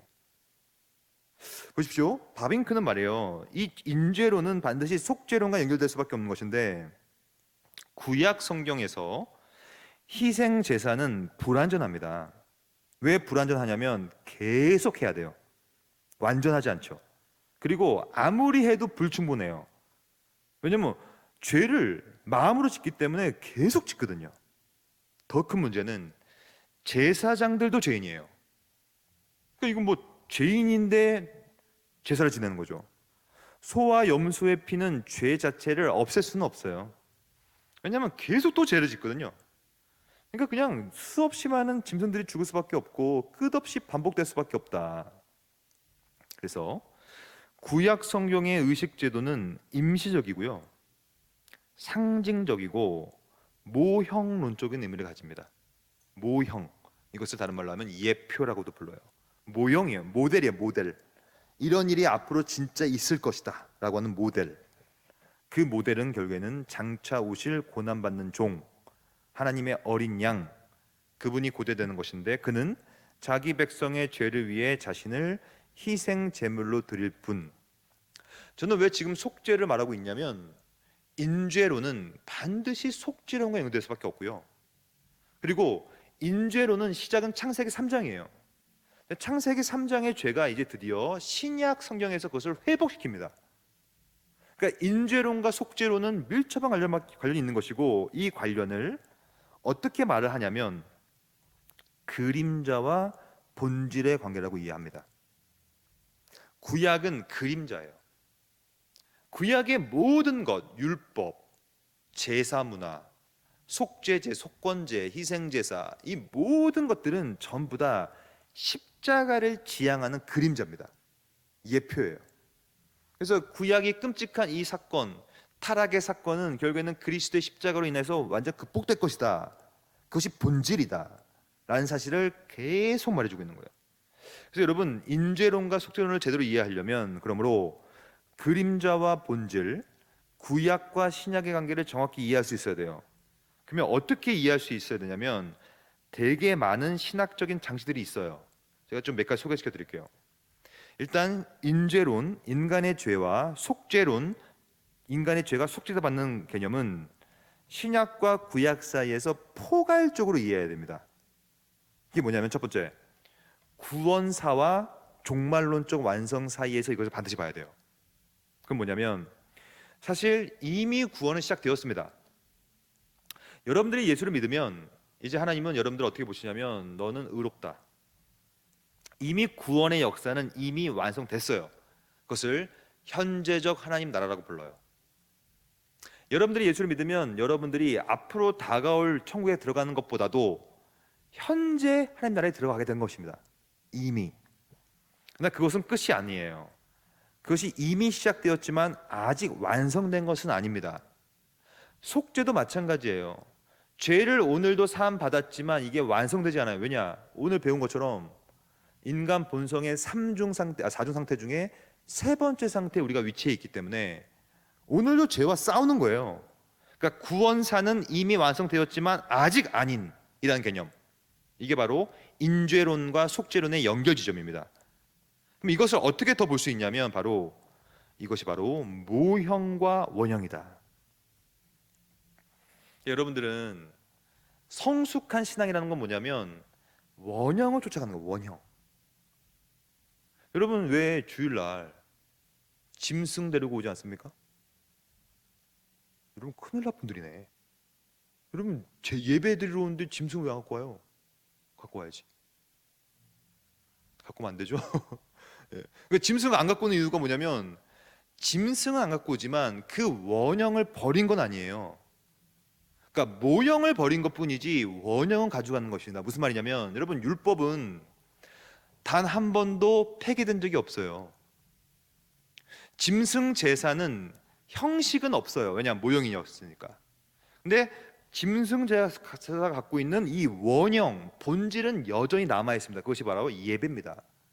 우리가 오늘도 예배드리러 나올 때 짐승을 갖고 오지 않지만 하나님의 어린 양이라고 하는 그리스도와 함께 오는 거예요. 똑같습니다. 원형은 똑같기 때문에. 그러니까 모형과 원형의 관계를 정확히 이해하지 않으면요, 이상한 신앙의 색깔이 만들어져요. 원형은 저기 뭐 난데없이 모형만 쫓는 것. 예표와 실체, 모형과 원형 관계가 곧 오늘 우리가 배우고 있는 속죄와 인죄의 관계라고 볼 수 있는 것이죠. 이것을 이 성경 신학 사전이라는 게 있는데요, 여기서 이렇게 나와 있어요. 모형과 대형은 구약의 사건과 신약의 사건들 사이에 유기적인 관계가 있음을 표현하는 개념이다. 사실 이런 내용들은요, 신학을 공부하지 않고서는 절대로 이해할 수가 없습니다. 그래서 여러분들은 축하드립니다. 이렇게 오셔가지고 최소 이거 한번 들으면 아, 이런 게 있구나. 그래서 언제나 구약과 신약의 이 유기적 관계 속에서 성경을 읽어야 되고, 거기서부터 봐야 되는데요. 맨 밑에 보면요, 밑에 네 번째 줄, 베드로와 바울은 모두 이스라엘과 그 왕들에 대한 구약의 예언이, 그러니까 모든 구약의 예언은 다 모형이기 때문에 다 그것을 지향하는 원형은 예수 그리스도의 인격과 사역이에요. 그분의 부활과 그분의 사역과 그분의 존재 때문에 다 성취되는 개념. 마찬가지입니다. 창세기 3장의 타락은 예수님이라고 하는 실체 원형에 의하여 드디어 회복되고 극복되게 되는 거예요. 오늘도 마찬가지. 창세기 3장은 오늘도 반복됐어요. 지금 오늘 우리 삶 속에서 죄를 지으니까 그때 예수께서 신약 시대 속에서 우리한테 속죄를 통하여 그것을 해결시켜 주고 있다. 이것을 또 다르게 분석해 보면 이게 바로 언약 신학이라고 하는 거거든요.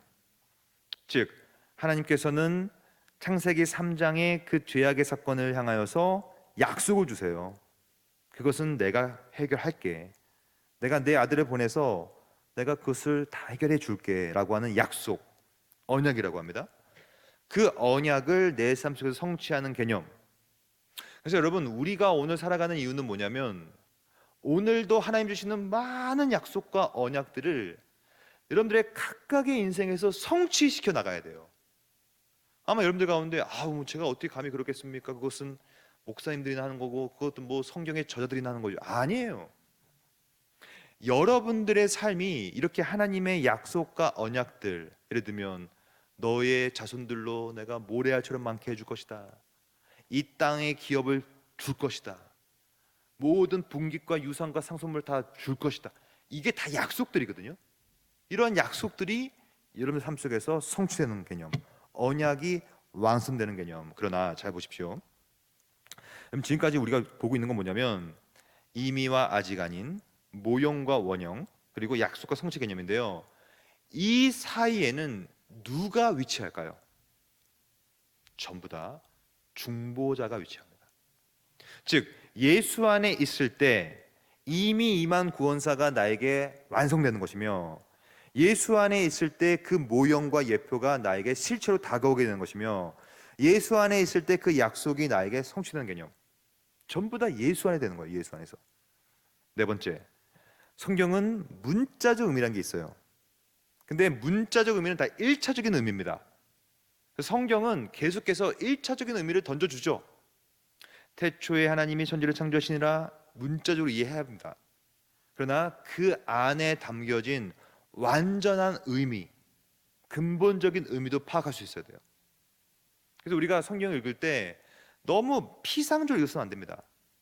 첫 번째 그 본문을 읽고 이해를 하고 거기 안에 담겨져 있는 완전한 의미와 근본적인 의미, 이걸 어떻게 알 수 있는가? 공부해야 알아요. 절대로 알 수가 없어요. 배워야 합니다. 축하드립니다. 배우고 계시네요. 그러니까 이거 뭔가를 배우지 않으면 이거 어떻게 합니까? 저도 배웠기 때문에 여러분들 가르치고 있는 것이고, 원래 그래요. 신학이란 것은 구전의 역사고 계승의 역사이기 때문에 1차적인 의미, 문자적인 의미에 머물러 있으면 안 돼요. 저는 여러분들이 신학의 이 깊은 맛을 맛봐가지고 헤어나오지 않았으면 좋겠어요. 거기서부터 헤어나오면 안 되고요. 거기에 깊이 들어가서 성경의 의미와 신학의 의미들을, 완전한 의미를 깊게 이해하는 것, 그 이해를 어떻게 이해해야 되냐면 또 다른 언약 구조라고 하는 옛 언약과 새 언약의 구도 내에서, 이것이 구약 언약이고 신약 언약인데요.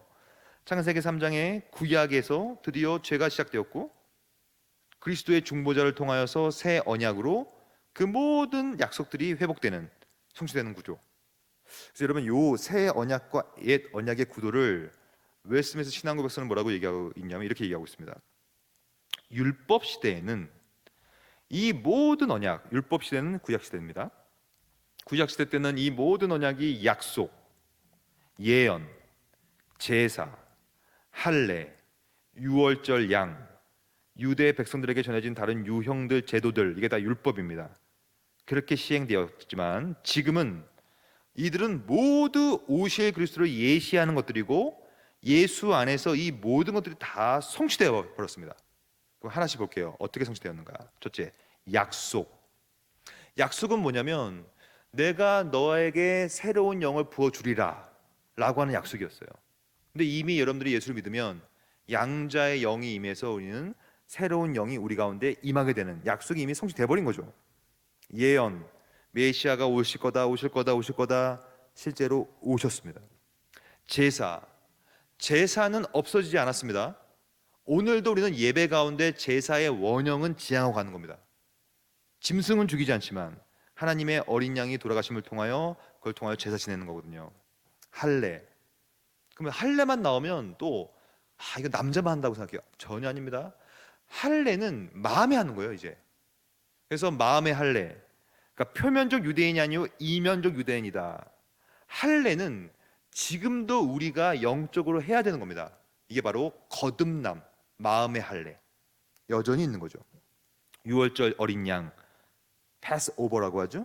이거는 여전히 있어요. 예수 안에 있을 때 우리가 죄의 속량을 받아서 구원받는 것이니까. 유대 백성들에게 전해진 다른 유형들, 제도들, 율법인데요. 율법은 단 한 번도 폐기된 적이 없어요. 지금도 십계명의 원리, 하나님을 사랑하고 이웃을 사랑하는 것들은 여전히 남아 있습니다. 그러니까 이 모든 것들은 예수를 예표하는 것들이기 때문에, 예시하는 것들이기 때문에 단 하나도 땅에 떨어지지 않고 전부 다 성취되는 것이다. 오늘 배우는 주제, 속죄도 마찬가지죠. 속죄도 예수 안에서 이 모든 죄악들이 다시 해결되는 거기 때문에 이 관계성 내에서만 인전론을 다룰 수가 있는 것이죠. 여섯 번째, 동시에 이 구도는 율법과 복음이라는 관계 속에서 이해할 수 있어요. 율법과 복음. 사실 구약 시대 때는요, 죄를 사하려면요 율법을 지켰어야 돼요. 얼마나 힘듭니까? 율법만큼 힘든 게 없어요. 멍해죠, 멍해. 근데 이제는 율법은 우리에게 멍해를 주고 자유를 주지 않지만 복음이라고 하는 예수 그리스도를 믿음을 통하여 속량받는 복음을 통하여 드디어 진리가 주는 자유 가운데 있게 되는 것, 이것도 속죄 인죄론을 잘 연결시키는 모티브고요. 사실 이런 내용들은요 박사 논문 수준의 내용들이에요. 그만큼 큰 신학적 담론들이라고 하죠. 박사 논문은 다 이런 걸 씁니다. 율법과 복음의 관계 이런 것들로. 일곱 번째, 좀 더 요즘 시대에 많이 나오는 표현들인데요. 뭐냐면 이스라엘과 교회의 관계성. 이것도 잘 봐야 돼요. 여러분들은 이스라엘입니까? 여러분들은 혈통적 이스라엘은 아닙니다. 그러나 마음의 할례를 받았기 때문에 우리도 하나님 앞에서는 이스라엘, 참된 이스라엘로 인정을 받는 것이죠. 그것이 바로 교회거든요. 그러니까 이스라엘과 교회의 관계, 지금 이게요 시급합니다. 여러분, 우리나라에 이슬람이 엄청 들어오고 있는 거 아세요? 이제 얼마 안 남았어요. 제가 볼 때 이슬람이 들어오는 순간, 죄송한 얘기, 제가 이거 뭐 종교적인 뭐 배타주를 말하는 게 아닙니다. 시대의 흐름과 역사가 그걸 증명하고 있어요. 이슬람에 들어간 지금 저 유럽을 보십시오. 영국을 보십시오. 거기 완전 큰일 났어요. 지금 폭력과 이런 너무나 많은 범죄가 저질러지고 있어요. 이런 것들이 막 들어옵니다. 왜냐하면 거기서는 이슬람은 성전이라고 해서 우리가 이것은 거룩한 정쟁이요, 이 지역을 우리가 잡아삼켜야 된다, 이런 개념이 들어오기 때문에 이게 굉장히 시급해지거든요. 그러니까 지금 현재 하마스와 이스라엘의 이 전쟁도 다 이런 측면에서 봐야 됩니다. 굉장히 어려운 주제예요, 이게. 이스라엘과 교회 관계는. 그러니까 이런 것들 우리가 구체로 볼 수는 없고요. 중요한 사실은 이런 모든 것들이 있다. 율법과 복음, 옛 언약, 새 언약, 문자 완전, 약속 성취, 모형 원형, 구원사, 종말론적 완성, 이런 것들을 어떻게 봐야 되냐면 포괄적으로 봐야 합니다. 죄를 그냥 좀 찔끔 보고 속죄를 찔끔 보면 안 돼요. 죄와 속죄와 구약과 신약과 이 큰 틀에서 포괄적으로 이것을 봐야 드디어 진정한 의미의 죄와 복음이 드러나게 된다는 것이죠. 그래서 이 신학사전에서 이렇게 말하고 있습니다. 구약과 신약의 관계를 잘 이해하기 위해서라면 예수님을 통하여 결정적으로 자신을 계시하신 하나님께서 구약에서도 자신을 계시하고 신약에서 자기를 계시함을 통하여서 기독교 복음의 구조와 내용 모두를 이미 구약을 통하여 예견하게 하셨음을 이해해야 된다. 즉 우리가 아까 배웠던 자증성이죠. 신약은 구약으로, 구약은 신약으로. 왜냐하면 구약은 신약을 지향하는 예표고 신약은 구약을 받아들일 수 있는 실체이기 때문에 이 사이에서 죄도 보고 속죄도 보고 예수도 바라보고 이렇게 봐야만 이 내용이 이해된다는 것이죠. 왜냐하면 예수님께서 바로 그런 삶을 사셨기 때문에 그렇습니다. 예수님께서는 왜 오셨는가? 이분은 우리가 배우고 있는 죄의 상태를 해결하기 위해 오셨는데요. 여호와께서 그에게 상함을 받게 하시기를 원하사 질고로 당하게 하셨은즉 그의 영혼을 속건 제물로 드리기에 이르면 그가 씨를 보게 되며 그의 날은 길 것이요 또 그의 손으로 여호와께서 기뻐하시는 뜻을 성취하리로다. 즉 여호와 하나님의 뜻은 예수 그리스도를 통하여만 성취됩니다. 그리고 그 사이에는 속건 제물이라고 하는 인간의 죄를 해결할 수 있는 속죄 제물이 그 사이에 끼는 거예요. 그래서 정말 위대한 선지자라고 하는 이 요한, 세례 요한이죠. 세례 요한은 정확히 이것을 깨달았어요. 그래서 뭐라고 얘기하냐면 봐라, 세례 요한의 제자들이 말했어요. 선생님, 저 사람 누굽니까?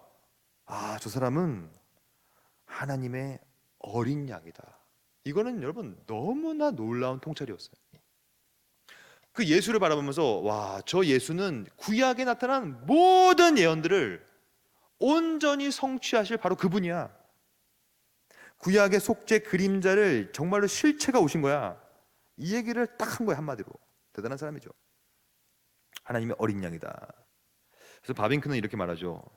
신약 성경에 따르면 그리스도는 구약 성경의 율법과 예언자들을 그들의 희생 제사 제도와 함께 성취하신다. 즉 오늘 우리가 보고 있는 이 인죄로는 사실은 예수 외에는 소망이 없어요. 너무 비참함으로 끝나요. 죄의 상태니까. 그러나 그 죄악된 상태를 그리스도께서 성취하기 위하여 그리스도 안에서 하나님의 모든 약속은 예가 되고 아멘이 됩니다. 그리스도는 참된 메시아요, 다윗 가문의 왕이요, 이게 다 구약의 예표의 성취죠. 예언자로서 가난한 자들에게 좋은 소식을 선포하고 희생 제물이며 어린 양으로서 십자가에서 죽기까지 순종하셔서 세상의 죄를 짊어지시는 개념, 이게 바로 인죄론을 해결하실 그리스도, 온전히 해결하실 분이죠. 빌립보서에 보면요 이런 말을 또 이렇게 말하고 있어요. 이분은 이것을 위해서 오셨는데 어떻게 오셨는가? 사람의 모양으로 나타나사, 우리가 배운 내용이죠. 인류의 통일성으로 들어오사. 우리가 다 배운 내용이죠. 그리스도도 인간으로 오셔서 인류의 통일성에 들어와서 우리에게 의를 전가하기 위해서 사람의 모양으로 오신 것이죠. 여러분, 그리스도는 강아지와 고양이를 왜 오지 않았습니다. 우리를 구원하시러 왔어요. 왜냐하면 죄를 짓는 존재는 인간밖에 없으니까. 그래서 인간으로 오신 겁니다. 사람의 모양으로 나타나사 자기를 낮추시고 죽기까지 복종하셨으니 곧 십자가에서 죽으심이라. 원래 우리가 죽어야 합니다. 죄의 삭은 사망이기 때문에. 이것을 형벌 대속이라고 하고요. 대신 형벌 받아서 우리를 위해서 죽으셔 주시는 개념. 이것을 뭐라고 부르냐면 바로 순종. 그가 아들이시면서도 받으신 고난으로 순종함을 배워서. 여기서 우리가 중요한 내용을 하나 캐치하고 넘어갈 필요가 있어요. 사실 죄라는 기원은 인간이에요. 인간의 자유의지가 작용인이 되어서 죄를 짓는 것입니다. 그 결과가 뭐냐면 불순종의 상태에 빠지게 된 겁니다. 근데 예수님의 속죄는 시작이 뭐냐면 순종함이에요. 왜냐하면 우리가 불순종했기 때문에 이분이 그것을 역행합니다. 그래서 그분은, 우리는 말씀을 어겨서 죄를 지었지만 이분은 말씀의 순종함을 통하여 죄를 극복해요. 이게 그리스도가 하신 일이죠. 그래서 그분은 자유 선택 의지를 가지고 억지로 한 게 아니잖아요. 그분도 이런 거예요. 하나님 아버지, 이 잔은 참 내가 먹기 힘들고 두렵지만 아버지 뜻이라면 내가 마시겠습니다. 이것도 자신의 자유의지였어요. 자유의지로 순종하여서 순종의 상태가 되어서 드디어 죄를 속죄하는 속죄의 상태로 들어가게 된 것이죠. 저는 오늘 이런 내용을 일부러 좀 선택해서 하고 있는데요. 왜냐하면 사실 세 번째 이유 때문에 그렇습니다. 죄의 기원이 우리의 자유의지라면, 그리고 그 자유의지의 결과로서 우리는 죄의 상태에 빠져 있다면, 그리고 죄의 상태에 빠져 있는 우리를 구원하시기 위하여 사람의 모습으로 주님이 오셔서 속죄를 해주셔서 구약의 모든 그림자를 실체로서 성취하셨다면, 이제 이 내용을 정확히 아는 우리들은 어떻게 살아야 하겠냐는 것이죠. 저는 이것을 이렇게 적용하고 마치려고 해요. 갈라디아서 4장 6절을 한번 같이 읽어볼까요? 같이 하나 둘 셋. 너희가 아들이므로 하나님이 그 아들의 영을 우리 마음 가운데 보내사 아빠 아버지라 부르게 하셨느니라. 아멘. 잘 보십시오. 여기 보면 이제 예수님이라고 하는 속죄사역, 그 속죄사역의 유익을 누린 사람들이라면 이제 우리를 뭐라고 부르냐면 너희는 아들이다. 그러면 아들이 된 자에 한해서는 하나님은 우리에게 뭘 주시냐면 선물을 주세요. 이게 뭐냐면 아들의 영입니다. 이것을 성령이라고 부르는데요, 성령을 우리 마음 가운데 보내요. 그래서 우리를 아빠를 아버지라고 부르게 만들어주고 이제 아들의 영을 가지고 하나님의 자녀답게 살아낼 수 있도록 도와주는 거거든요. 그럼 이제 우리가 할 건 뭐냐면 오늘 의지를 새롭게 해야 돼요. 그 의지는 갈라디아서 5장 10절에 잘 나와 있습니다. 내 안에는 육체의 소욕이 있어요. 이것은 작용인입니다. 죄를 짓고 싶어하는 마음, 탐심, 교만, 정욕, 고집, 이게 다 육체 소욕이에요. 이게 너무나 많아요. 이게 의지가 발동되고 있어요. 근데 내 안에는 누가 들어와 있냐면 성령께서 아들의 영이 들어와 계십니다. 그래서 내 안에는 성령의 영이 들어와 있어요. 그래서 성령은 또 새로운 의지를 주기 때문에 육체의 의지를 거스르게 만들어요. 계속. 그래서 이 둘이 서로 대적한 상태가 돼요. 이게 현재 인간 본성의 세 번째 상태입니다. 죄를 안 지을 수 있는 상태. 왜냐? 성령 때문에. 그래서 이 둘이 서로 대적하고 있는데, 이 대적하다라는 개념의 헬라어가 뜻이 뭐냐면 서로 반대하고 있고 서로 대항하는 거예요. 굉장히 치열하게 허스타일한 거예요. 서로 치열하게 싸우는 겁니다. 그래서 너희가 원하는 것을 성령께서 하지 못하게 만들어요.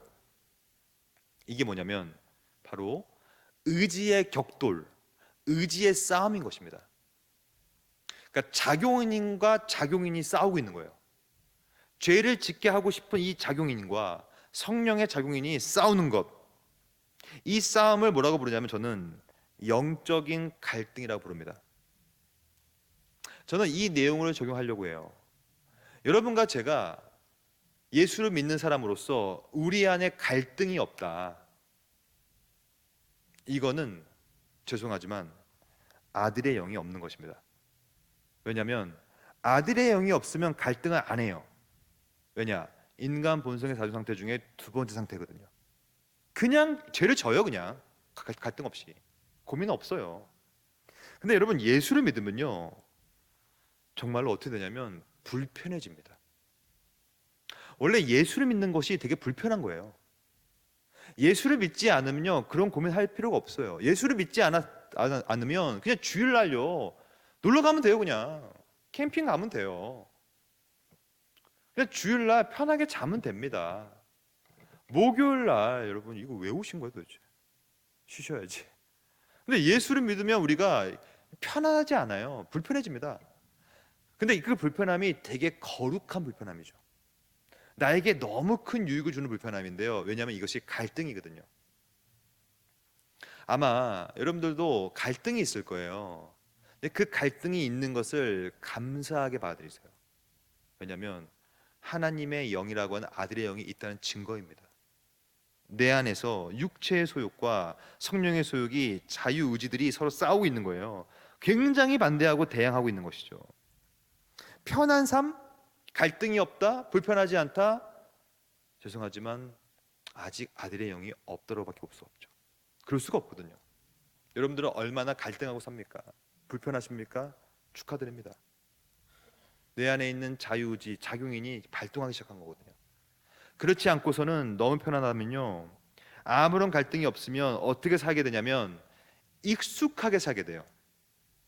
익숙한 게 뭐냐면 죄, 작용인, 창세기 3장의 그 아담과 하와가 지었던 그 죄, 그것이 너무나 오래되었기 때문에 익숙하기 때문에 거기 있으면 익숙한 겁니다. 편안하죠. 하지만 성령의 소욕은 들어오면 작용인이 바뀜을 통하여 싸우게 되죠.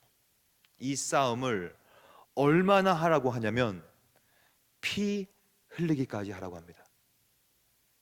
아마 이 가운데 직장인들이 많으실 겁니다. 직장에서도 마찬가지예요. 영적인 갈등이 심할 거예요. 근데 놀랍게도 하나님은 피할 길을 내주세요.